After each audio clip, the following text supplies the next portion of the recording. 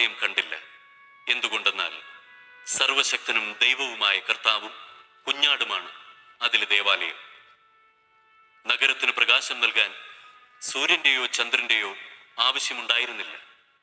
ദൈവ തേജസ് അതിനെ പ്രകാശിപ്പിച്ചു. അതിന്റെ ദീപം കുഞ്ഞാടാണ്. അതിന്റെ പ്രകാശത്തിൽ ജനതകൾ സഞ്ചരിക്കും. ഭൂമിയിലെ രാജാക്കന്മാർ തങ്ങളുടെ മഹത്വം അതിലേക്ക് കൊണ്ടുവരും. അതിന്റെ കവാടങ്ങൾ പകൽ സമയം അടയ്ക്കപ്പെടുകയില്ല. അവിടെയാകട്ടെ രാത്രിയില്ലതാനും.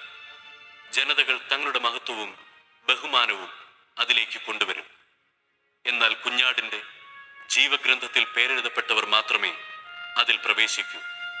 അശുദ്ധമായതൊന്നും മ്ലേച്ഛതയും കൗടില്യവും പ്രവർത്തിക്കുന്ന ആരും അതിൽ പ്രവേശിക്കുകയില്ല.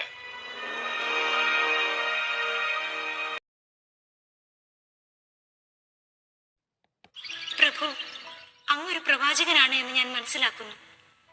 ഞങ്ങളുടെ പിതാക്കന്മാർ ഈ മലയിൽ ആരാധന നടത്തി. എന്നാൽ യഥാർത്ഥമായ ആരാധനാ സ്ഥലം ജെറുസലേമിലാണ് എന്ന് നിങ്ങൾ പറയുന്നു. സ്ത്രീയെ, എന്നെ വിശ്വസിക്കുക. ഈ മലയിലോ ജെറൂസലേമിലോ നിങ്ങൾ പിതാവിനെ ആരാധിക്കാത്ത സമയം വരും. നിങ്ങൾ അറിയാത്തതിനെ ആരാധിക്കുന്നു, ഞങ്ങൾ അറിയുന്നതിനെ ആരാധിക്കുന്നു. എന്തെന്നാൽ രക്ഷ യഹൂദരിൽ നിന്നാണ്. എന്നാൽ യഥാർത്ഥ ആരാധകർ ആത്മാവിലും സത്യത്തിലും പിതാവിനെ ആരാധിക്കുന്ന സമയം വരുന്നു. അല്ല, അത് ഇപ്പോൾ തന്നെയാണ്. യഥാർത്ഥത്തിൽ അങ്ങനെയുള്ള ആരാധകരെ തന്നെയാണ് പിതാവ് അന്വേഷിക്കുന്നത്. ദൈവം ആത്മാവാണ്. അവിടുത്തെ ആരാധിക്കുന്നവർ ആത്മാവിലും സത്യത്തിലുമാണ് ആരാധിക്കേണ്ടത്. മിശിഹ, ക്രിസ്തു വരുമെന്ന് എനിക്കറിയാം.